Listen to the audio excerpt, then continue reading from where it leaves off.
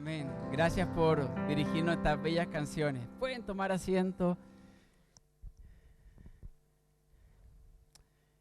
Qué bueno es tener bellas canciones cristianas que nos permiten verbalizar lo que hay en nuestro corazón. A veces no somos tan habilidosos con las palabras, pero estas canciones nos permitan expresar lo que sentimos por nuestro Señor.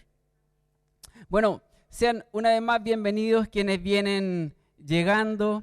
A quienes llegaron a la hora les regalamos un iPad a cada uno, pero bueno, cosas de la vida, ustedes entenderán. Pero bueno, lo importante es que estamos todos y todas acá dispuestos a comenzar ya esta primera sesión. Quisiera presentar al expositor de esta noche. Él es el pastor evangélico bautista Harold Segura, teólogo y administrador de empresas.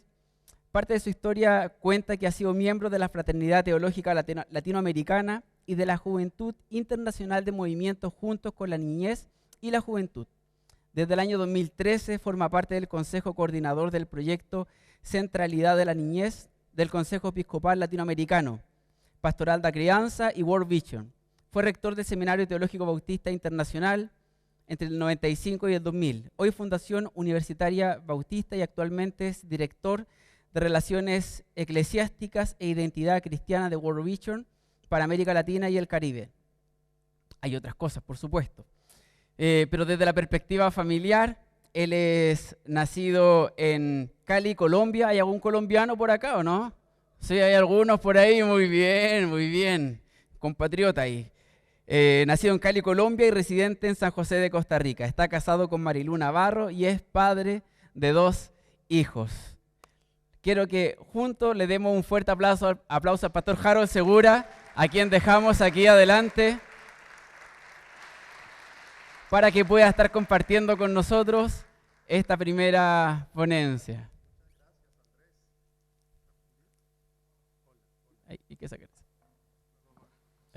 Bueno, muchísimas gracias, Andrés. Qué alegría estar ya aquí con ustedes. Gracias al pastor Luis, a Moisés. Moisés ha estado súper atento. Si ustedes quieren una persona experta en logística, atención y cariño, Moisés. Yo le decía a Andrés, ya estamos para llevárnoslo a World Vision porque necesitamos gente así. Gracias, Moisés, por tanto cariño, por tanta atención con todos los detalles logísticos. Y una alegría verles, una alegría encontrar aquí estudiantes del seminario, Claudio, Jocelyn, otras personas que veo por allí y que han venido para aprender juntos. Muchísimas gracias, estoy muy contento de estar aquí. Y ahora decían que he hecho muchas cosas estos días, que debo venir muy cansado, y es cierto. Pero cuando uno llega a algo que uno ha venido esperando, como que le da nuevas fuerzas. ¿Les ha pasado a ustedes? Sí. Entonces yo estoy apenas empezando la mejor parte para estar con ustedes, compartir sobre todo los temas que me han propuesto, que son temas que están en el corazón de mi ministerio pastoral ya desde hace varios años y que vamos a compartir de la mejor manera, digo de la mejor manera, con la participación de ustedes y las inquietudes que puedan levantar alrededor de estos temas.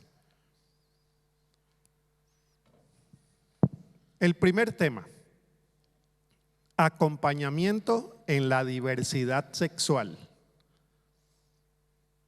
Seguramente le llama más la atención la última parte, diversidad sexual.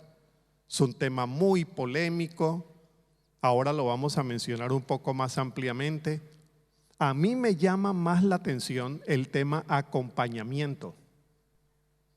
¿Qué es lo que vamos a hacer durante hoy y mañana? Lo que vamos a hablar es de acompañamiento. Acompañamiento, sí, en la diversidad sexual, pero acompañamiento en la salud mental, acompañamiento a las nuevas generaciones, acompañamiento que tiene que ver con la actitud fundamental de la persona creyente que quiere expresar el amor de Dios en una sociedad tan diversa, tan plural, tan confusa y en medio de tantos males y tantas crisis. Cuando uno se pregunta ¿qué hacer?, la respuesta la está dando Aviva. El Congreso está dando la clave. acompañamiento. Otras instancias de la sociedad pudieran escoger otro ángulo de intervención. Nosotros como personas creyentes que no somos especializadas en muchos temas, pero sí en amor, en cariño y en acogida, encontramos una respuesta muy útil cuando nos abrazamos de esta palabra para representar cuál es la actitud del cristiano y la cristiana frente a tantas situaciones complejas. Acompañamiento. Estamos ante un tema excesivamente polémico dentro de nuestras iglesias. No hay que decirlo porque bien lo sabemos y somos testigos de lo que ese tema ocasiona cuando lo tratamos en nuestras comunidades de fe. Pasa en las iglesias evangélicas, pero pasa en la iglesia católica también. Cualquier cosa que se diga, cualquier opinión que se dé, puede ser causante de disciplinas, divisiones, expulsiones, herejías, y siga la lista. No basta tener autoridad para cuando uno diga algo, crear polémica. Le pasó al Papa Francisco. A mediados del 2013, en un viaje, venía de regreso de Brasil a Roma, un periodista le preguntó acerca de su posición respecto a las personas homosexuales. Y él respondió: si una persona es gay y busca a Dios y tiene buena voluntad, seguramente esta parte es la que ustedes leyeron en los titulares de la prensa. ¿Quién soy yo para juzgarlo? Rechazó la discriminación contra los gays, habló de la importancia del acompañamiento pastoral, aunque en el caso del Papa, mire, no se libró de la polémica, aunque aclaró al final que para él era un comportamiento pecaminoso. Esa es otra polémica. Entonces él, tratando de decir, mire, mi posición es la posición del magisterio de la iglesia, pero ni así se salvó. Y todo lo que había dicho es: ¿quién soy yo para juzgarlo? Y eso fue suficiente para que la polémica en el Vaticano, sobre todo, siga. Este tema, aquí hay una parte central de la presentación que voy a hacer. Este tema tiene diferentes ángulos de entrada. Vamos a ponerlo como una habitación.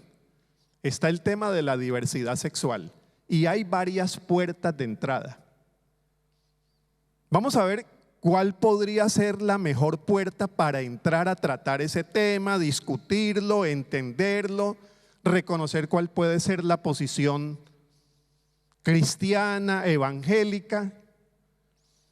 Una puerta es la puerta de la exégesis bíblica. Es decir, ¿qué dice la Biblia? Es que Pablo dice, no, es que en el Antiguo Testamento se dijo, es que en el Génesis se dijo, y contundentemente cerramos el tema. La Biblia dice aquí que no entrará en el reino de los cielos. Punto, cerrado el tema. Esa es la puerta de entrada de la exégesis y la interpretación bíblica, compleja. Necesaria, sí. Importante, pero muy compleja, porque así como usted encuentra personas que dicen el versículo es suficiente y punto, yo me encuentro con exégetas muy destacados que dicen un momento, porque cuando Pablo está hablando de homosexualidad, no está hablando de la homosexualidad que nosotros conocemos hoy, sino que está hablando de unos abusos contra personas del mismo sexo en medio del imperio romano, la cultura helénica, y resulta que, y van agregándole, entonces uno comienza a voltear. Si uno entra por esa puerta a la habitación, uno dice, ¿a cuál atiendo? ¿A cuál atiendo? Y a veces uno concede la razón a ambos porque dice, este tema yo no lo he explorado tanto. O viene dentro de la discusión, un momento, es que la categoría homosexual no existía en el tiempo de Jesús. ¿Cómo que no existían? No, existían personas que tenían relación con otra persona del mismo sexo, pero la categoría homosexualidad es una categoría que viene a partir de la modernidad, como la categoría niñez, como la categoría adulto mayor, que es mucho más reciente. Bueno, pero yo no estoy diciendo que afirmo este, sino que entrando por esa puerta de la exégesis y la interpretación, a lo que yo he llegado es a darme cuenta que necesito profundizar más el tema bíblico. Otra puerta, el teológico. Entonces, por el teológico entramos preguntándonos, ¿qué es pecado? ¿Por qué es pecado? Entramos preguntándonos por la naturaleza humana. ¿Nace? ¿Naturalmente Dios lo hizo así? No. Entonces viene la teología a decir, no, es que Dios no puede hacer sino personas con orientación heterosexual. ¿Y por qué lo dice? Y viene toda la discusión sobre esos grandes temas de pecado, naturaleza humana, sexualidad.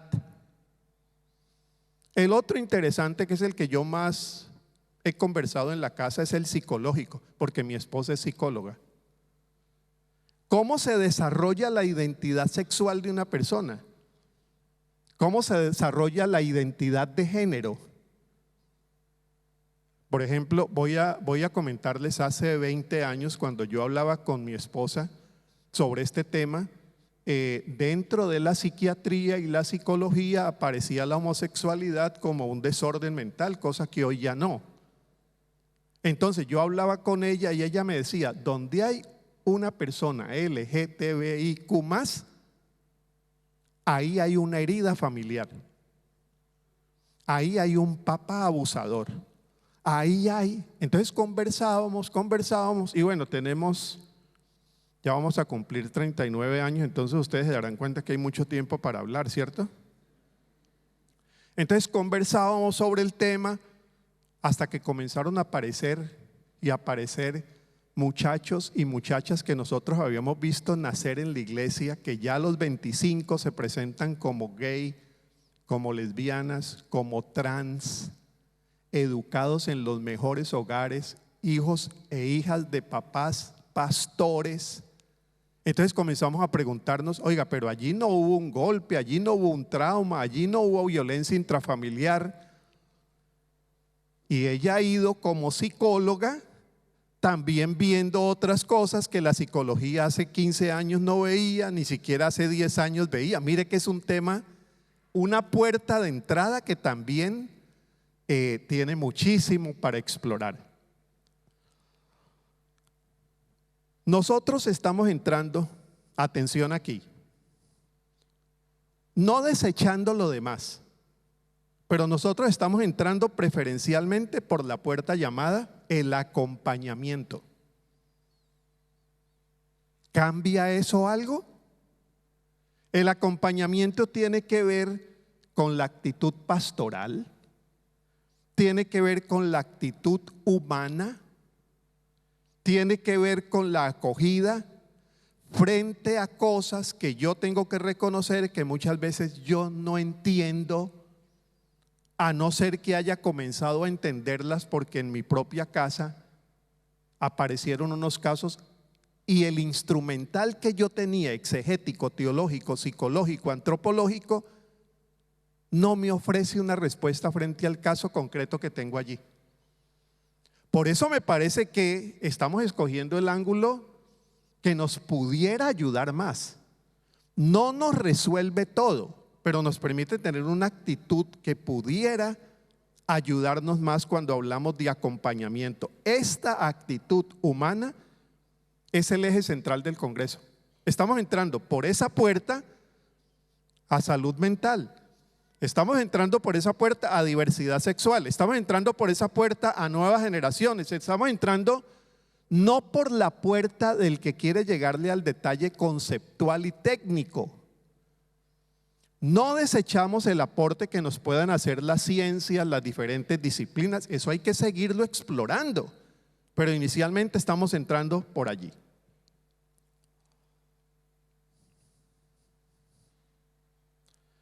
Al hablar del acompañamiento, estamos escogiendo ese enfoque prioritario que es más sensible para acercarnos cristianamente al tema. El acompañamiento usa la exégesis, el acompañamiento usa la teología, la antropología, la psicología para entender cada vez mejor el tema, pero su principal interés es ¿qué? El ser humano que tiene uno al frente. ¿Y qué va a hacer con ese hijo, con esa hija, con ese sobrino, con esa prima y con esas situaciones que estamos también, casos que estamos recibiendo en nuestra iglesia?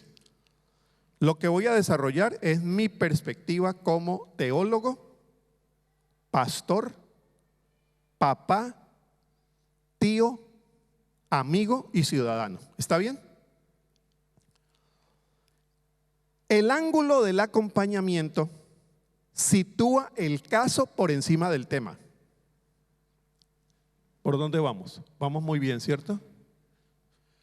Miren, atención aquí. Cuando hablamos del acompañamiento, uno sitúa el caso por encima del tema. La teología sitúa el tema por encima del caso. Hablamos del tema. A veces hasta la psicología ha entrado más por el tema. El acompañamiento entra por el caso. Yo tengo, y le estaba comentando a Andrés, yo tengo amigos muy cercanos y amigas con las que estudié en el seminario, papás excelentes, mamás excelentes, pastores virtuosos. Con el paso de los años, ese niño o esa niña, porque tengo de los dos casos, que vimos nacer en el seminario, que yo cargué, que yo jugué con ellos y con ellas, a los 25, 26, 30, 31 años, como llaman, salió del closet y dice: papá, mire, ese papá que predicó en contra del tema, ahora tiene que escoger qué hace con el caso. Y el caso es el hijo. Entonces, cuando yo me siento a conversar con ellos, le digo: a mí me interesa mucho porque es que aquí tenemos es el caso. Ese ángulo ubica a la persona por encima de la doctrina. Pone el acompañamiento por encima de las clasificaciones. Coloca la actitud pastoral por encima de la polémica teológica, que es lo que está causando la división en las iglesias. Pero es un tema que se discute conceptualmente. Si se discutiera y nos dividiéramos porque hay un sector que ama más que el otro, pues yo hasta estaría contento. Mire, esta iglesia se dividió porque es que hay un sector que ama más que el otro. No, pero nos dividimos, nos separamos. Y entiendan lo siguiente, recuerden lo siguiente. Nosotros venimos de una historia muy cruel, tanto católicos como evangélicos, en los que en siglos pasados pusimos siempre el tema por encima del caso, incluso en temas doctrinales. Y cuando la persona concreta no estaba de acuerdo con lo que nosotros habíamos dicho que había que creer, esos años y esos siglos en los que se discutían las grandes doctrinas, después en la Edad Media en que comenzaron a decir: si es que no se cree este cuerpo doctrinal, la persona es tildada como hereje. Y miren, una cosa que a mí me impresiona siempre, cómo la iglesia llegó a decir: si este no cree como nosotros creemos que hay que creer, a la hoguera. Y lo mataban. Pero es que es horrible a los extremos que llegamos en la historia, que porque una persona no creía lo que la iglesia decía que había que creer, a la hoguera. Ahora hay libros que están tratando de recrear la historia desde las barbaridades de la iglesia. Hay unos libros de autoras y autores muy actuales, y cuando uno lee esos libros uno dice: Señor, nosotros estamos viviendo como iglesia por la misericordia del Señor, porque las cosas que hicimos reconoce el lugar de los derechos, y aquí viene uno final. Ese ángulo de la entrada del acompañamiento reconoce el ángulo también de los derechos por encima de las opiniones. Ese es otro factor que no teníamos hace 30 años, 40 cuando yo comencé a ser pastor. Las legislaciones han cambiado mucho y hoy nos movemos también en unas legislaciones y en unas reglamentaciones legales que ponen los derechos por encima de las opiniones. Uno puede tener sus opiniones, pero hay personas que hoy frente al Estado tienen derechos. Estas precisiones son válidas también para otros casos polémicos. Opiniones que podrían dañar la armonía de la iglesia podrían ser salvadas con la propuesta o la puerta que estamos escogiendo durante estos días. Vale para salud mental, nuevas generaciones, partidismos políticos. Estuve el fin de semana en Buenos Aires, ni les cuento cómo está el asunto allá. Aborto y decenas de temas polémicos más que necesitamos suficiente tiempo para saber cómo la iglesia va a enfrentar esos casos desde el Evangelio y desde el modelo de Jesús. Por lo tanto, necesitamos construir un marco teológico que fundamente la propuesta del acompañamiento pastoral. Ahí sí. Entonces, bienvenida a la teología. ¿Para qué? ¿Para seguir discutiendo solamente? No. Lo que sí necesitamos es el marco exegético, el marco teológico, los lineamientos psicológicos, lo que podamos aprender interdisciplinariamente. ¿Para qué? Para el acompañamiento pastoral. Y atención, cuando yo hablo de pastoral, no hablo del pastor. Él coordina la pastoral, pero la pastoral la hacemos entre todos y todas cuando oramos por alguien, cuando acompañamos a alguien, cuando abrazamos, cuando visitamos, cuando hacemos lo que hicimos en la pandemia, que el pastor no podía visitar y comenzamos a llamarnos. El WhatsApp nos sirvió como medio de pastoral. Entonces, cuando hablo de pastoral, hablo de la pastoral de toda la iglesia. Vamos a hacer un ejercicio rápido sobre eso de fundamentar el planteamiento hermenéutico de la teología para una pastoral de este tema. En el centro de la fe, voy al argumento teológico y bíblico. En el centro de la fe nuestra no está Salomón. En el centro de la fe nuestra no está qué dijo Moisés. Atención, voy a fundamentar teológicamente ese ángulo del acompañamiento pastoral. En el centro de la fe nuestra ni siquiera está Pablo. En el centro de la fe nuestra está Jesús. Por lo tanto, el acompañamiento tenemos que preguntarnos qué dijo e hizo Jesús. Estamos celebrando 506 o 507 años de la Reforma y voy a decir algo de Lutero, porque Lutero insistió mucho en que eso nos podría ayudar a leer toda la Biblia de una manera más compasiva, humana y amorosa si ponemos en el centro de la lectura y de la interpretación a Jesús. A Jesús lo encontramos ¿dónde? En los 4 evangelios. Aunque prefigurado en el Antiguo y proclamado en el Nuevo. Pero donde está el centro está en los 4 evangelios. Y allí la importancia de los estudios sobre el Jesús histórico. Por eso toda la escritura se lee a la luz de Jesús. Y eso en los seminarios lo decimos de una manera más bonita. Jesús es la clave hermenéutica. Para yo entender un texto del Antiguo Testamento donde se dice que la clave, el lente que yo uso es el lente de Jesús. Igual para yo entender también el Nuevo Testamento. Lutero lo explicó así: la escritura muestra su claridad si se lee desde el centro. Este centro para Lutero era Cristo.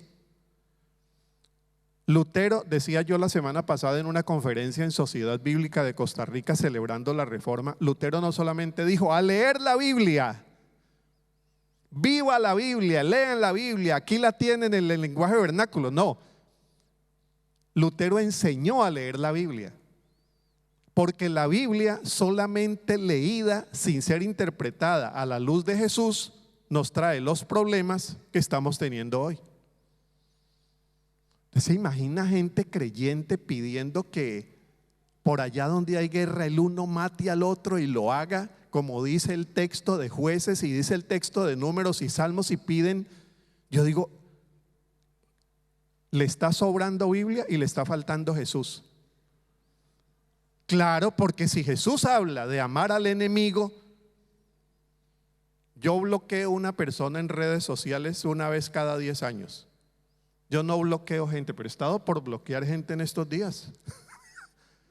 Digo, pero ¿cómo pide de esa manera que mate y que? Pero es que Lutero dijo, la Biblia leída solamente desde la perspectiva del texto y de la letra puede llevarnos a problemas. Por eso hay que leerla a partir de Jesús. De Jesús entonces se deriva nuestra actitud cristiana frente al modelo del acompañamiento. Vamos a usar un solo texto bíblico, aunque pudiéramos usar otros más. Juan 8 del 1 al 11, y no lo voy a leer, solamente lo voy a recordar porque es un texto muy conocido. Ese texto tiene una dificultad que ya se las voy a explicar. Dice al comienzo del texto: Jesús se fue al monte de los olivos, al amanecer se presentó de nuevo en el templo. Está en el templo, llegan estos amigos religiosos que sirven y viven alrededor del tema, están tratando de capturar a Jesús en una trampa. Ya le han puesto varias trampas, pero ahora le traen una de la cual él no va a poder salir. Traen una mujer que ha sido vista en el mismísimo acto del adulterio. La ponen en el centro y le dicen: Señor, la ley dice. Es que la ley dice, es cierto, de esa Jesús no va a poder salir. Jesús es quien viene a proclamar la plenitud de la ley. Él ha leído la ley, él es amigo de la sinagoga, él es parte de la sinagoga, él ha leído en Lucas 4 la Biblia en la sinagoga, por lo tanto de esa no va a poder salir. Señor, esta mujer fue vista en el mismo acto del adulterio y la ley dice: apedréale. Jesús no dice nada, sigue escribiendo en tierra, nadie sabe qué escribió. Solamente después de un momento dice: el que esté sin pecado, que arroje la primera piedra. Las piedras suenan, van cayendo, se van. ¿Dónde están los que te acusaban? Señor, se han ido. Ni yo te acuso. Vete y no peques más. Porque lo que puedes seguir haciendo te puede traer lo que ya sabes con estos tipos. Yo no te recomiendo que sigas por donde vas, porque con estos enemigos que tienes, seguramente un día van a aplicar la ley. Y además, todo pecado deshumaniza. Entonces, aquí no estamos frente a un caso de diversidad sexual, ahí estamos frente a un caso de evidente pecado, porque él se lo está diciendo al final. Pero lo que nos gusta tener en cuenta en este texto es la secuencia que Jesús sigue, que esa sí pudiera ayudarnos para entender otros temas que seguimos discutiendo, si son, si no lo son, y lo que más decíamos. Ellos vienen para poner trampas. Importante en diversidad sexual, cuando uno está discutiendo el tema, preguntarse qué es lo que uno está buscando. ¿Qué es lo que uno está buscando? Porque una cosa es que uno esté buscando una piedra bíblica para aporrear al otro que no cree como yo y sacarlo de la iglesia, y otra es que yo esté buscando resolver un caso que tengo en mi casa con un primo. ¿Cierto? Que son dos situaciones diferentes. Entonces, en diversidad sexual, para acompañar, importante que nos preguntemos: ¿qué busco? ¿A quién pongo en el centro? Estos señores ponen en el centro el tema y la ley. Atención, Jesús pone en el centro a la mujer. Pone en el centro la vida. Mujer, ¿dónde están? Ni yo te condeno. Y finalmente, Jesús lo que está haciendo es un acompañamiento que salva la vida. Un acompañamiento que salva la vida. Y yo no tengo que decírselos a ustedes los muchísimos casos de personas que no salen del closet frente a una terrible presión social que terminan suicidándose. Los casos cada vez los conocemos más. El acompañamiento salva vidas. El acompañamiento humano, el acompañamiento cristiano, el acompañamiento amoroso. Le dice que no vuelva a pecar. Pecado es todo lo que nos deshumaniza y nos pone en riesgo. Ya se lo había dicho a su manera a los fariseos, a los maestros. Ahora se lo dice a la mujer. Hay una advertencia para la plenitud de vida, que es lo que finalmente Jesús busca. Porque lo que Jesús busca es que la persona, cualquiera, tenga vida plena. La ley, siempre y cuando esa ley plenifique la vida. Si no la planifica, que espere la ley, porque aquí hay un ser humano que está necesitando plenitud. Avanzamos. En resumen, para hablar de Jesús, sitúa el caso por encima del tema. Lo que habíamos dicho antes, ubica a la persona por encima de la doctrina. Jesús no va a discutir sobre el pecado. Jesús va a salvar a la mujer. Pone el acompañamiento por encima de la clasificación. Coloca la actitud pastoral por encima de la polémica teológica que les encantaba a los fariseos. Y comprende pecado. Ahí ya viene un tema teológico. ¿Qué es pecado? Si pecado es hacerle un mal a Dios, está rompiendo algo que llamamos modelo único de comportamiento, o pecado es hacerle daño al ser humano. Santo Tomás de Aquino decía algo que es como para pensar. Tomás de Aquino decía que nadie ofende a Dios. Ofende al otro o se ofende a sí mismo, pero que no cometemos algo contra Dios. No, lo que Dios quiere es que nosotros vivamos mejor, y pecado es tratar de que a esa mujer le terminen su vida con piedras. La actitud de Jesús nos invita a lo que afirmamos antes: el acompañamiento humano, pastoral, cristiano, afectuoso, cariñoso, respetuoso y dignificante. Porque quien tenemos allí, haga lo que haga, es criatura de Dios, hecho a imagen y semejanza de Él. Avanzamos.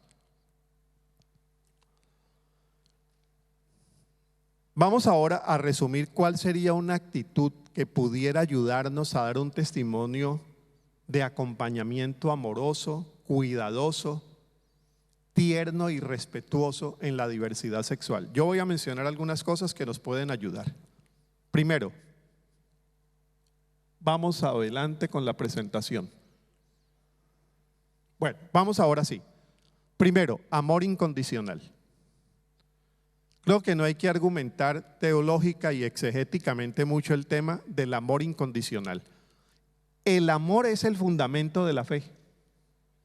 Hemos sido llamados a amar sobre todas las cosas, independientemente de la opinión política del otro, de la creencia religiosa o de la preferencia sexual.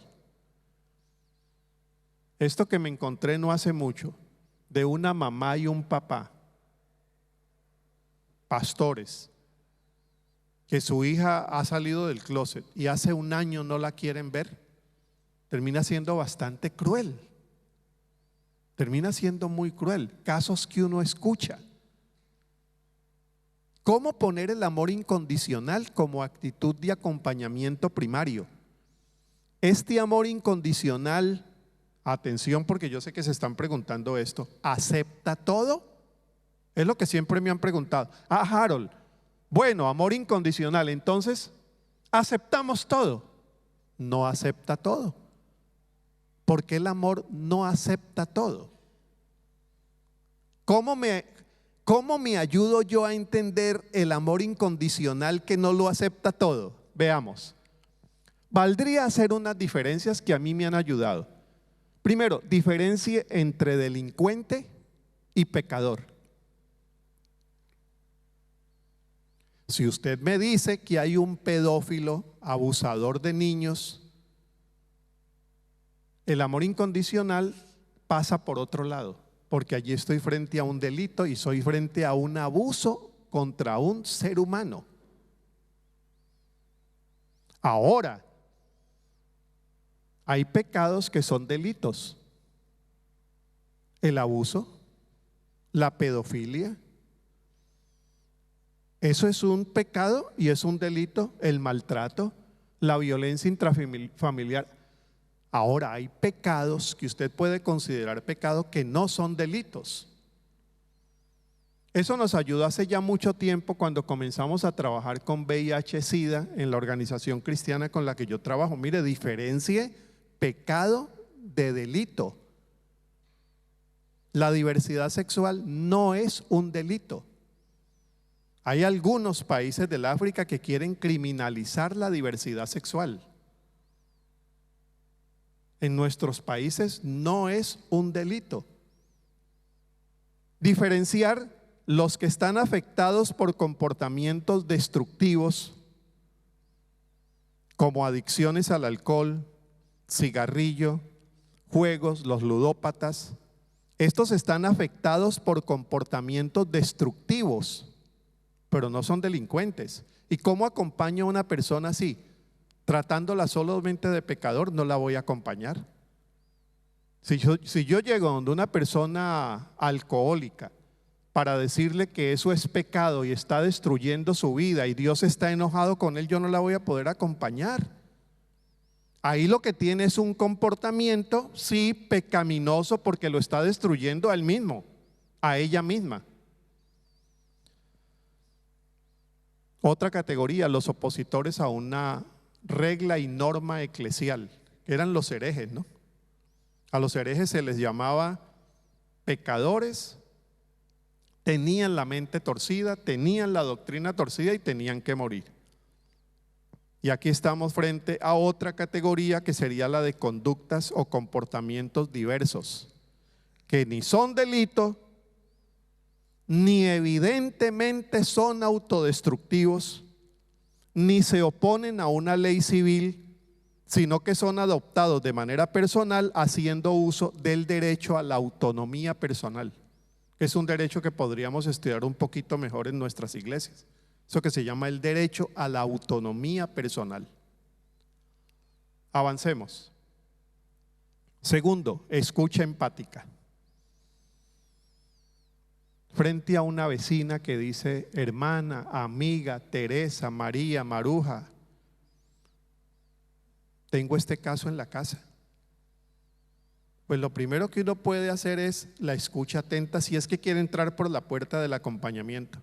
Escucha empática, escuchar atentamente las experiencias, las preguntas, las preocupaciones, porque cuando estamos hablando de acompañamiento a la diversidad sexual, estamos hablando del acompañamiento a papás, mamás, tíos, tías, la persona LGTBIQ+, los maestros, maestras, maestros de escuela dominical, maestras, que frente a esos casos se están preguntando, frente a esos casos, no solamente a los temas, cómo acompañamos. Y la escucha empática siempre viene bien a la manera de Jesús. Tercero, respeto por la dignidad humana. ¿Cómo nos ayudaría eso? El año pasado tuve una conversación, un live en Instagram con una persona trans. Yo no entiendo bien los detalles técnicos del transgénero. Si usted me pregunta, yo no vengo a esa conferencia porque yo no la puedo dar. Yo no entiendo muy bien eso. Pero me dijeron: ¿usted hablaría con una persona trans acerca de este tema en un live? Yo dije: hay que hablar de transgénero porque es que yo no soy especialista en eso. No, es para hablar de un tema, de una cartilla que han publicado. Y claro, pero ¿cómo no? ¿A partir de qué? Respeto a la dignidad humana. Es que ahí hay un ser humano. No sé qué ha hecho, no sé por qué lo hizo. Después me puse a averiguar un poquito de la vida de él en Instagram. Es activista. Después me puse a averiguar, pero yo parto ¿de qué? Parto de dos principios que pueden ayudarnos mucho: dignidad humana y derechos. Cuarto, afirmación de mis opiniones sin imposición de ellas. Usted puede tener una opinión, usted puede tener una opinión argumentada, usted puede tener una opinión fundamentada bíblicamente. Tenga su opinión, madure su opinión. Yo le recomiendo, explórela más. 3 versículos bíblicos no son suficientes para resolver un tema tan complejo como este. Eso nos pasó en los 80s, cuando yo empecé el pastorado con el tema del divorcio. Y yo fui el pastor que casó por primera vez una pareja divorciada en la Convención Bautista. ¿Qué hacemos frente a ese tema? Y entonces teníamos opiniones muy diversas. Afortunadamente yo estaba siendo pastor de una iglesia que tenía opiniones, pero no imposiciones. Conocían el testimonio de esa pareja y respaldaron, acogieron. Y una pareja que está ya para cumplir 40 años de casados. Pero recuerden, el tema nuestro en esos años, los jóvenes no recuerdan, era el divorcio. Después vino a ser el VIH. Después vinieron otros temas y ahora tenemos los que ya sabemos. Quinto, acompañamiento personalizado. Cada persona es única. No, yo conocí un homosexual, yo conocí una lesbiana que era un depravado y los... Espérese. Vaya caso por caso, porque yo conozco otros, gente noble, honesta, de valores, de fe, gente buen hijo, buena hija. Entonces no vamos a generalizar también lo que yo quizá he tenido por mala experiencia con una persona. Acompañamiento personalizado, porque cada persona es única. Acompañarlas de manera individualizada, reconociendo sus necesidades y el proceso personal que cada una sigue. Sexto, facilitar el diálogo y la reflexión. Miren, en nuestras iglesias no necesitamos un pastor o una pastora que venga y nos diga lo que hay que creer sobre este tema. Estoy diciéndolo desde mi perspectiva, ¿no? Yo lo que creo que necesitamos hoy, lo que creo es pastores que nos ayuden a discutir y dialogar el tema de manera que podamos conocerlo más a fondo y podamos respetarnos en medio de esos diálogos. Decía yo en alguna ocasión, es que en verdad en la iglesia para este y otro tema necesitamos más mesas que púlpitos. Mesas para dialogar, para discutir. En el movimiento con la niñez y la juventud, que ahora lo presido, decíamos, en lugar de poner una declaración, ¿qué creemos sobre los LGTBIQ+? Mejor creemos unas metodologías para que las iglesias discutan más el tema, lo profundicen, lean un artículo, lo dialoguen, vean cómo podemos acompañar, cómo podemos tener actitudes cristianas. A eso me refiero con facilitar el diálogo y la reflexión. Séptimo,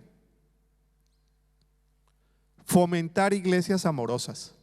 En medio de sociedades tan polarizadas, la iglesia tiene que ser de los pocos espacios que queden donde la izquierda, el de la mediana izquierda, el de la centro izquierda pueda adorar a Dios con el de la extrema derecha, moderada derecha y centro derecha.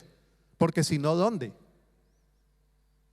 La iglesia tiene que quedar como el único espacio donde el del fútbol de la U Católica, ¿con cuál es el contrincante? Se puedan encontrar pues y puedan cantar un himno juntos o no. La iglesia es ese lugar, sobre todo en una sociedad tan polarizada como la nuestra, donde las mismas familias estamos viendo que ya Este no habla con el otro por temas políticos y temas. Tenemos que aprender esto de la iglesia amorosa, la amorosidad de la iglesia que pasa por el respeto en medio de la diferencia. Y escucharnos y atendernos en medio de la diversidad de opiniones que también podamos tener. Ofrecer recursos de apoyo. Hay redes evangélicas que están produciendo ahora literatura sobre este tema. Lucas Leis, que Andrés conoce bien, ha entrado con unos 2 o 3 textos sobre este tema. Hay otros más, iglesias que opinan acá, que opinan allá, pero que están produciendo una literatura que nos puede ayudar también a profundizar.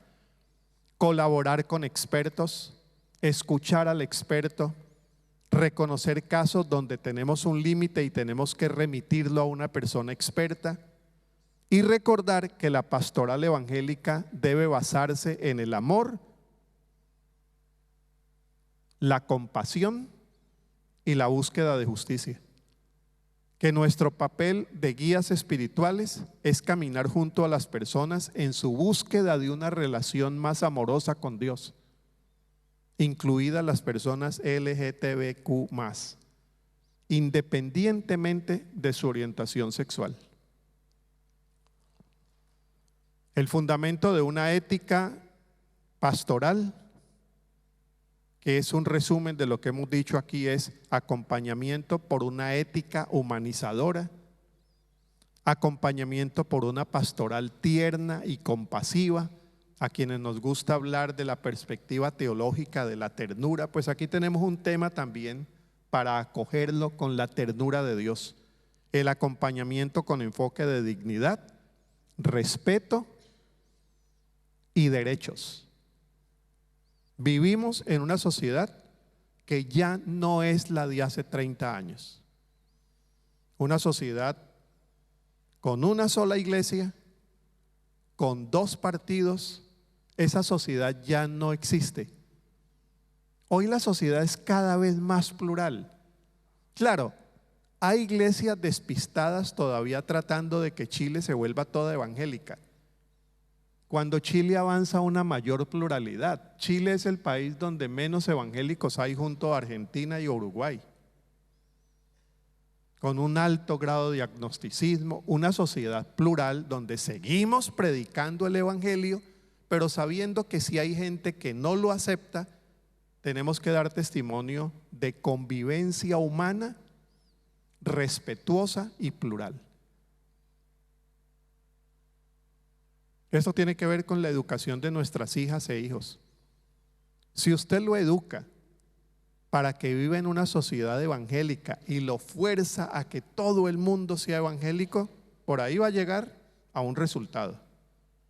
Hay otros que hemos preferido educar los hijos e hijas para sociedades plurales, diversas, donde nuestra identidad cristiana se afirma, pero se afirma en medio de una amplia pluralidad, como la vivió el mismo Jesús. Primera de Pedro, y termino, dice: ante todo, ámense intensamente los unos a los otros, porque el amor de Cristo cubre multitud de pecados. El amor de Cristo cubre multitud de pecados. Ofrezcan mutuamente hospitalidad sin quejarse. Acogida, hospitalidad es acogida, hospitalidad es acompañamiento. Cada uno ponga al servicio de los demás el don que haya recibido, administrando fielmente la multiforme gracia de Dios. Comenzamos hablando de diversidad sexual y Pedro nos dice que también hay diversidad de la gracia de Dios. Una iglesia compasiva y una iglesia acompañante, que sirva como bálsamo para sanar, al mismo tiempo que ella sana sus propias heridas. Acompañar es acompañar por amor, es acompañar con el distintivo propio que nos enseñó Jesús. Que así sea.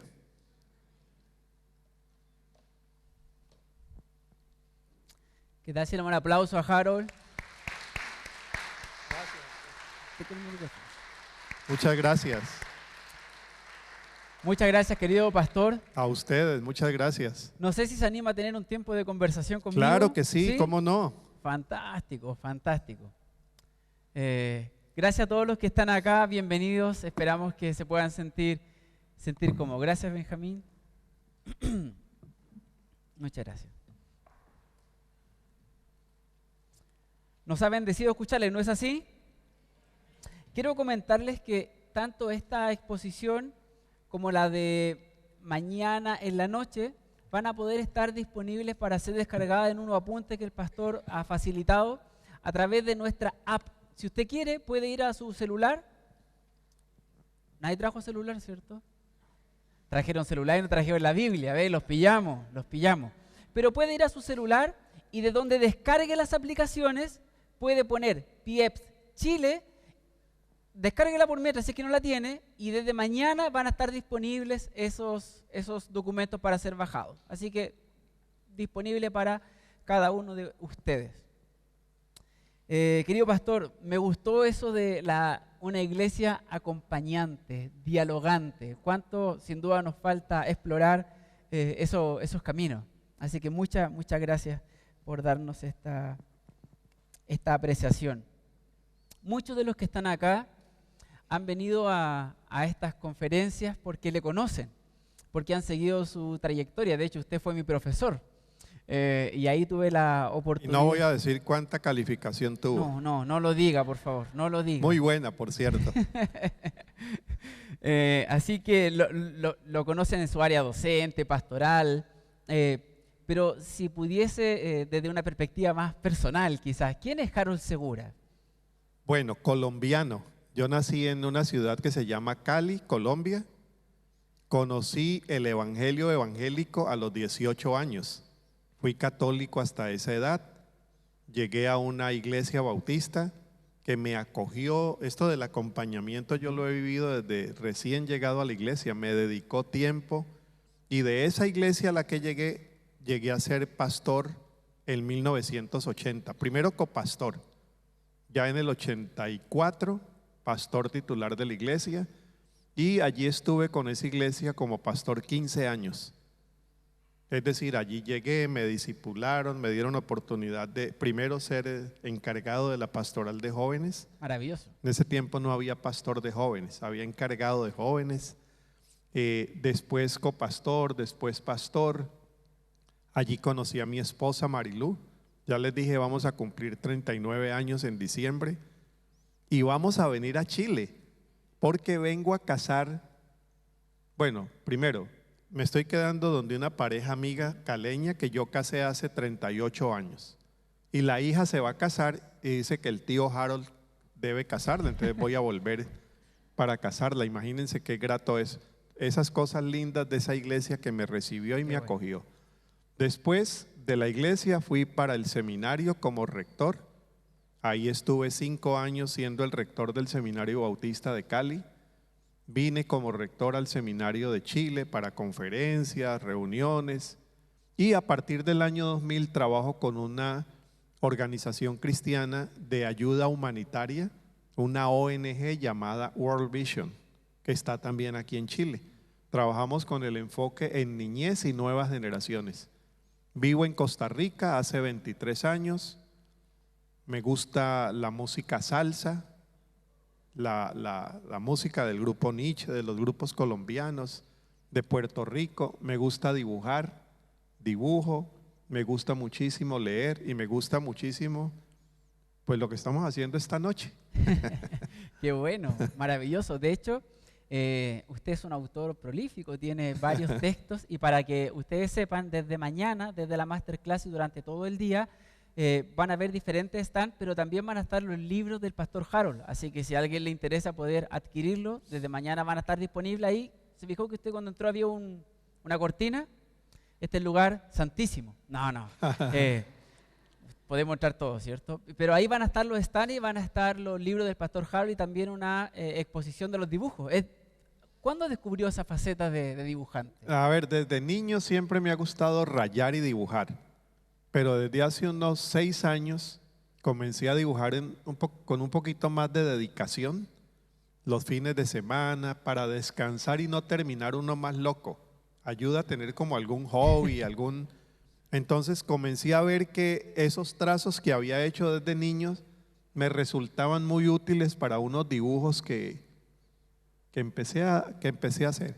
Entonces desde ese tiempo vengo dibujando, vengo pintando, y uno de los libros que traje es un libro con 25 dibujos de personalidades de la espiritualidad cristiana en los 21 siglos. Entonces es un libro que apareció ya con mis dibujos. Una editorial de Buenos Aires dijo, publiquemos los dibujos, hace un trabajo de espiritualidad con esos personajes, y bueno, y hago otro tipo de cuadros, hay gente que los compra. Entonces yo estoy como muy feliz que algo que es un hobby, la gente lo aprecie y lo compre. Qué bonito, maravilloso. Mañana vamos a poder observar ese talento que también tiene. Pastor, hace conferencias, ha estado a cargo de organizaciones, ha pasado como pastor, pero es también autor. De hecho, ahora último, hemos visto que ha sacado dos libros, uno de ellos con Daniel, que mañana va a estar compartiendo con nosotros, Teología en tiempo de TikTok. Sí. Y ahora creo que un par de semanas, el Evangelio en pocas palabras. En pocas palabras. Editorial CLIE. Editorial CLIE. ¿Qué nos podría decir de este último libro? Bueno, el Evangelio en pocas palabras es un texto bíblico que lo puede acompañar durante todo el año con una meditación bíblica, lo que aquí llamaríamos libros devocionales, pero que no intento repetir lo que es el devocional clásico, sino traer una perspectiva complementaria para leer esos textos de los 4 evangelios, todos alrededor de los 4 evangelios, tratando de encontrar al Jesús que aquí decíamos que es el centro de nuestra fe. Creo que nos hace falta más Jesús y menos Salomón, David e incluso Pablo. Jesús nos ayuda a interpretarlos mejor a ellos. Entonces el libro es una contribución para quien quiere alimentar su vida de fe de esa manera. Maravilloso. Y últimamente, no sé si usted ha tenido la oportunidad de seguir al Pastor Harold en las redes sociales. Es alguien que está extremadamente activo. ¿Qué le ha llevado a volcarse este último tiempo a las redes sociales para hablar de teología, básicamente? Bueno, yo creo, ya hace como unos 5 años vengo con las redes sociales, pero yo veo que por las redes sociales están pasando conversaciones en las que nosotros debemos estar. La gente me dice, pero usted cómo tan ocupado tiene tiempo para las redes sociales. Le digo, es que las redes sociales me ahorran tiempo, y la verdad es que me están ahorrando tiempo. Llego a gente que uno no pudiera llegar de otra forma. Algo que uno escribe, hay personas que lo aprecian, lo replican. Entonces básicamente llego a las redes porque creo que allí están ocurriendo esas conversaciones, o conversaciones sobre el Evangelio, sobre Jesús, sobre la sociedad, sobre teología. Cuando hablo con colegas de seminarios me dicen, Harold, pero es que los seminarios la gente ya no está yendo, la gente ya no se interesa en la teología. Lo que siempre respondo es, se están interesando más que cuando nosotros éramos seminaristas. Hoy hay más interés en la teología, pero no pasa ya solo por los seminarios.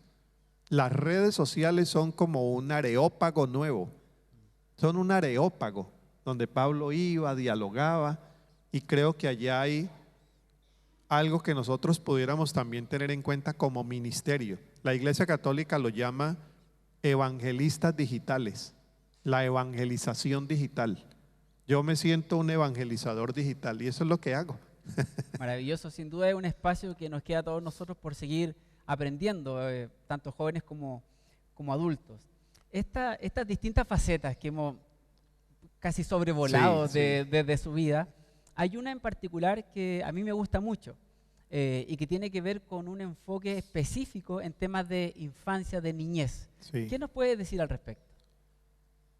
Bueno, desde hace 23 años yo trabajo con World Vision, que es una organización enfocada en la niñez. Allí pude apuntarle más a algo que siempre fue mi pasión en el ministerio pastoral. Mi primer ministerio en verdad no fue con jóvenes, fue con niños y niñas.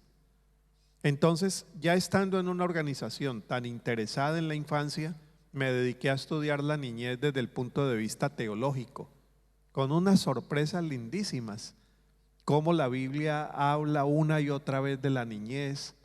Nuestro Salvador llega como un niño, Entonces, todas esas referencias que nos pudieran ayudar también a complementar la comprensión de lo que Jesús quiso decirnos. Creo que la niñez es una clave para hacer una iglesia más actual, más contextualizada y más consciente de lo que Dios quiere decirle a la iglesia hoy. La voz de la niñez hay que escucharla. Estaba hablando en la comunidad teológica el martes. Ese caso del sacerdote Elí con Samuel. El sacerdote viejo y experimentado no escuchaba lo que el niño estaba escuchando. Entonces, me intereso en la niñez es por la potencia que tienen los niños y las niñas para transformar la vida nuestra y para transformar la vida de la iglesia.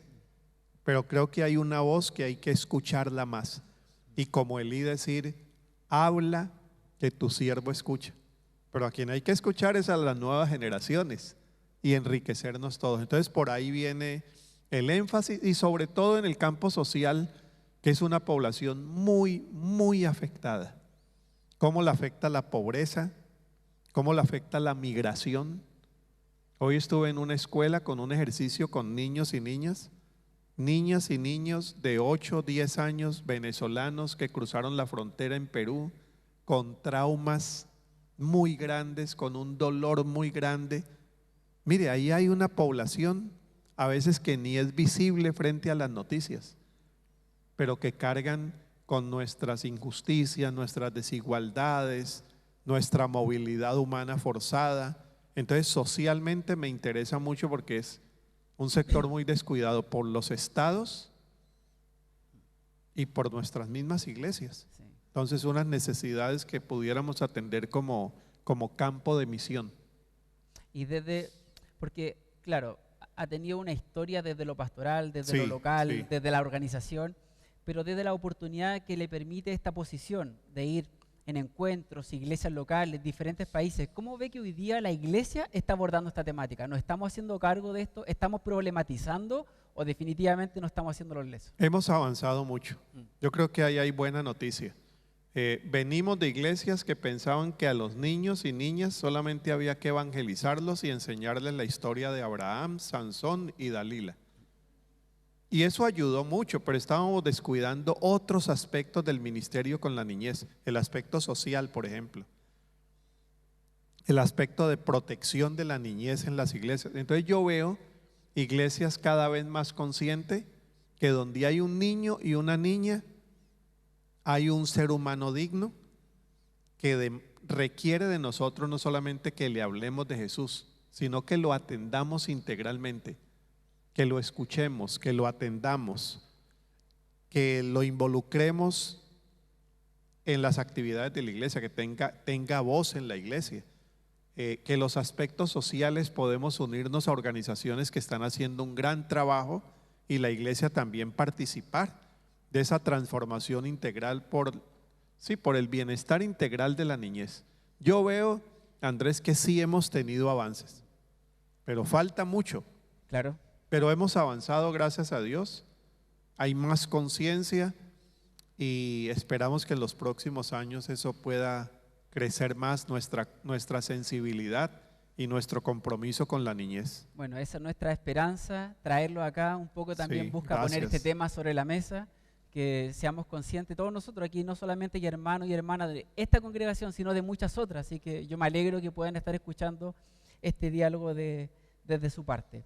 Ahora, abordando un poco esta temática que nos acaba de compartir, que sin duda todos la agradecemos mucho, hay una crítica que creo que es reconocida por la iglesia, que tiene que ver que la iglesia parece poner un especial acento, cuando hablo de la iglesia hablo del liderazgo desde ese prisma, un especial acento en todo lo que tiene que ver con lo sexual, dejando de lado un montón de otras realidades que pueden ser tan dolorosas o negativas o dañinas. Entonces, muchos de la sociedad ve a la iglesia con este prejuicio. ¿Cómo ha visto que la iglesia, en los liderazgos cristianos, han abordado este punto? ¿Seguimos teniendo esta especial fijación o ya hay una cierta apertura? Creo que esta exposición un poco habla de eso, pero ¿cuál ha sido su experiencia? Bueno, lo que estamos viendo esta noche a mí me admira porque es primera vez que yo hablo del tema después de 30 años, cuando era rector del seminario. Siendo rector del seminario, yo hablé, pero era más del tema que de los casos. Okay. Pero es que después de 30 años, que uno ha visto a estos niños que han crecido, que han salido del closet, que ha tenido unas experiencias personales, hay una perspectiva como la que acabo de presentar, que es la del acompañamiento. Esto muestra apertura, porque aquí no vinimos a pelear sobre el tema, sino que vinimos a recibir una contribución para nosotros irnos y madurar un poco más nuestra actitud. Eso a mí me alegra mucho. Yo lo estoy viendo, sobre todo en iglesias donde hay interés en aprender y poder ser testimonio en un momento de tanta necesidad para la sociedad, donde no vamos a traer una nueva polémica, sino a traer una nueva contribución de amor, de respeto a las diversidades que son múltiples, ¿no? Ya hablábamos de las diversidades políticas también. Entonces ahí hay mucha esperanza en lo que pueda pasar, pero hay sectores, y esto hay que reconocerlo, la mayoría muy conservadores, muy fundamentalistas y muy recalcitrantes con este tema. A mí me ha llamado mucho la atención y les confieso, el tema LGTBIQ más no es el que a mí más me interesa. Incluso en algún momento llegué a decir, no, yo tengo otros temas en los cuales ocuparme, pero me he venido interesando y leyendo por la reacción de la iglesia frente al tema. O sea, me interesa la reacción a veces tan visceral que tiene la iglesia. Cuando se toma el tema hay una reacción y hay como una furia, eso sí me llama la atención. ¿Por qué? Todavía no tengo la respuesta, pero me llama mucho la atención. Medio toca uno el tema en un círculo pequeño y hay alguien que se pone firme sobre la mesa y hay, bueno, repito, una reacción muy visceral. No sé qué será, pero si nuestras iglesias siguen alimentando posiciones fundamentalistas, conservadoras, a veces hasta crueles, ¿cierto? A veces hasta crueles, no vamos a tener lugar de interlocución con las nuevas generaciones. Porque si aquí tuviéramos solamente personas por debajo de los 28 años, la conversación podría ser otra. Sí, sin duda. Sí, sin duda. Quienes tienen que educarnos son esas nuevas generaciones a las generaciones ya mayores. Generaciones que no quieren entrar con respeto al tema, con esta actitud que muy bien ustedes han propuesto. Y la última encuesta del Instituto Barna sobre por qué se están yendo los jóvenes de las iglesias mencionaban este tema. Claro. Iglesias que no respetan los derechos, que entonces sí me preocupa mucho el conservadurismo que uno ve, y hay que decirlo, en la mayoría de las iglesias. Sí, eso es un hecho, porque cuando hablamos de la perspectiva generacional, claro, sí, hay un acercamiento, una apertura, una disposición al diálogo distinta en las generaciones más jóvenes que en las más antiguas, pero intentamos, al menos desde acá, desde esta iglesia, y estoy seguro que mis hermanos que vienen de otra iglesia también, hacemos el esfuerzo de tener estos diálogos intergeneracionales. Yo creo que cada vez vamos comprendiendo un poquito más esa palabrita que creo que le hace bien a las comunidades cristianas. Pero, Pastor Harold, ¿qué le podría decir usted a estos hermanos que están un poco reacios, que tienen un poco de miedo a esta apertura al diálogo porque piensan que quizás el evangelio se está poniendo un poco light, que estamos dejando entrar el mundo a la iglesia? ¿Qué palabras le diría usted a estos hermanos? Que tienen razón. Que hay que tener cuidado. Que el evangelio se está poniendo light, sí, pero que este no es el problema. Se está poniendo light también por otros asuntos. Entonces, a lo que yo invito es a escuchar. Mire, yo no creo que aquí todo lo que uno dice, ustedes lo están creyendo, pero lo están recibiendo para después elaborarlo, para seguirlo pensando y pensándolo desde la Escritura. Creo que ese es un tema que no se resuelve con un sermón o una conferencia, es un tema que no le hemos entrado por muchos años y que nos ha tomado por sorpresa. Entonces valdría explorarlo, crear esas mesas que mencionábamos ahora en las iglesias para dialogarlo, traer expertos, escuchar cómo está el tema de las legislaciones chilenas, Claro. tema de los derechos, del respeto y sobre todo mucho énfasis en que se avecinan sociedades cada vez más diversas y plurales y que la iglesia, en lugar de estar luchando por imponer el evangelio desde la ley a todo el mundo, tienes que prepararse para convivir con esas diversidades. Y veo que hay gente interesada en eso. Me alegra ver cómo cada vez más hay personas muy adultas que dicen, Harold, sí, esto hay que pensarlo, y que lo piensan a partir de los casos. Claro. Sí, no solamente del tema. Claro. Y ahora desde la otra mirada, pero en el mismo tema.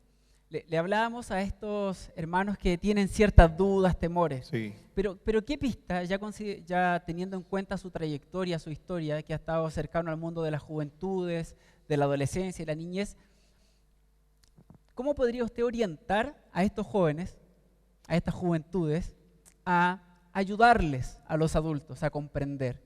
Porque a veces las juventudes tienen tanto ímpetu o tanta pasión que no siempre se sabe comunicar de maneras correctas. ¿Qué pista nos podría dar? Bueno, en este momento estoy trabajando una metodología junto con la doctora María Cristina Ventura, de Dominicana, que es una biblista experta. Los dos estamos trabajando una metodología para lectura bíblica intergeneracional, que significa lo siguiente, lo mencionábamos en la comunidad teológica: adultos leyendo un texto bíblico con nuevas generaciones, no para enseñarle lo que dice el texto, ni tampoco solamente para escuchar a las nuevas generaciones, sino para interactuar. Esa interacción la necesitamos. ¿Cómo leemos ciertos textos bíblicos? ¿Cómo lo piensan las nuevas generaciones? Y que nos eduquen, pero también que nos escuchen, porque las nuevas generaciones traen también una riqueza muy grande que tiene que ser valorada. Entonces la interlocución podría ser la propuesta. ¿A partir de qué? De los textos bíblicos.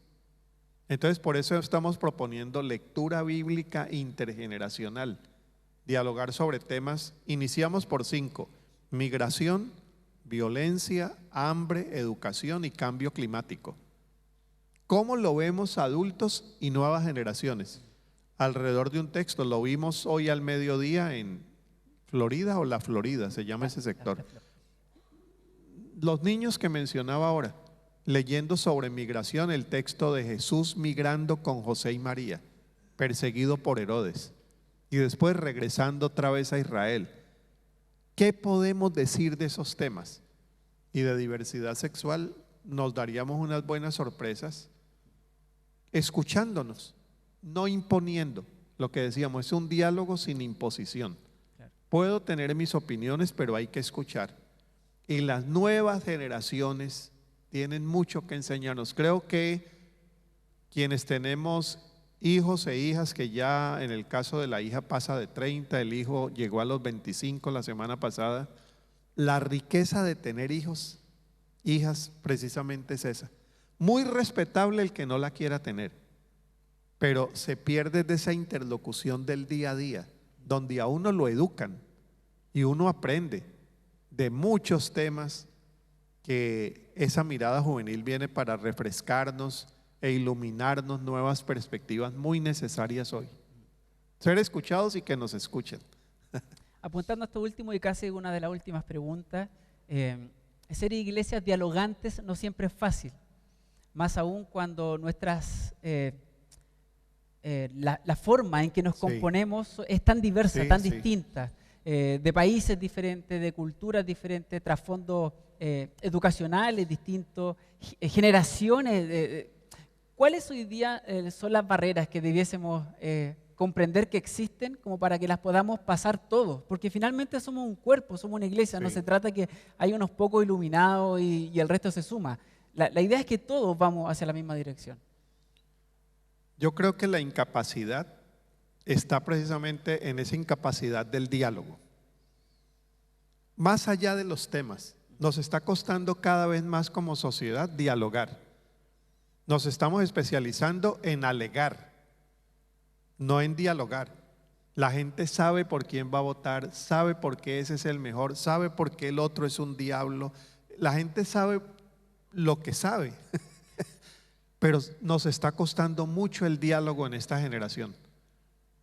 ¿Cómo generar modelos de diálogo e iglesias dialogantes? Creo que debemos enfatizar más ese tema. Venimos de iglesias evangelizadoras, de iglesias misioneras, de iglesias que crecen, pero note cómo era la evangelización en los 90. Era aprender a hablar y no dejar que el otro hable. Uno enseñaba, mire, usted comienza por la primera ley, segunda ley. Cuando la persona esté con alguna inquietud y le dice, discúlpeme, yo quería preguntarle algo, a uno le enseñaban en los métodos de evangelización cómo decirle, discúlpeme y déjeme que yo termine. Cuando yo termine, usted recuérdeme la pregunta. Y decía el profesor de evangelismo, es seguro que cuando usted termine, a él ya se le olvidó la pregunta. Porque nos enseñaban era a hablar y no a dialogar. Pero la evangelización de Jesús con la mujer samaritana, dame de beber. Y empieza con un diálogo. Entonces creo que en nuestras iglesias necesitamos toda una pastoral para iglesias dialogantes que sepan tratar estos temas con respeto.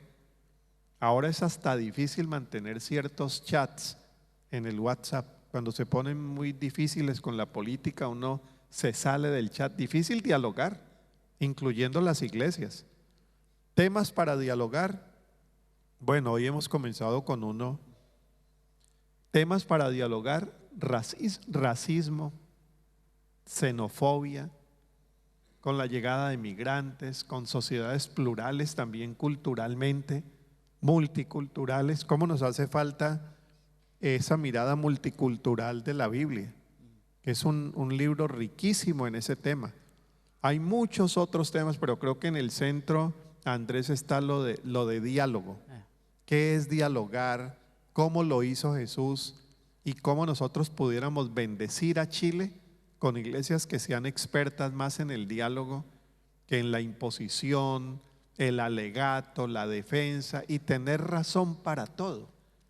Los jóvenes en la investigación Barna decían, es que la iglesia sabe de todo y no dialoga con nadie. Sabe ya lo que hay que creer, lo que hay que pensar, lo que hay que hacer, pero se perdió la capacidad de diálogo, y al perder la capacidad de diálogo perdemos el referente vital para entender el mundo y hacer la misión que Dios nos manda. Sí. Bueno, nos queda mucho camino por delante. Lo importante es que juntos estamos dando un buen primer paso, me parece. Sí. Así que gracias por esta posición. Gracias, Le damos un aplauso Andrés. al pastor Muchas Harold gracias. Segura. Muchas gracias. Muchas gracias a ustedes.